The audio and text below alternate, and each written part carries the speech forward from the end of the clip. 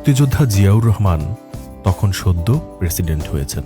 সারা দেশের আনাচে কানাচে চষে বেড়াচ্ছেন, লাখো মানুষের সাথে হাত মেলাচ্ছেন। এমনই একদিন তিনি কুমিল্লার এক গ্রামের মাঠে গেলেন। আবাল বৃদ্ধ বনিতা সেখানে উপস্থিত। যথারীতি হাত মেলানো শুরু করে দিলেন উপস্থিত জনতার সাথে।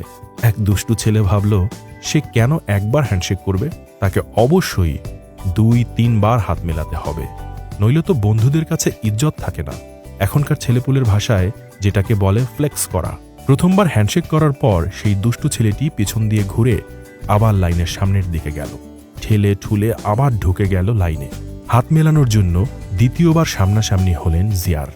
জিয়াও মুচকি হেসে হাত এগিয়ে দিলেন। দুষ্ট ছেলেটাকে অবাক করে দিয়ে হাত ঝাঁকুনি দিয়ে বললেন, সেকেন্ড টাইম।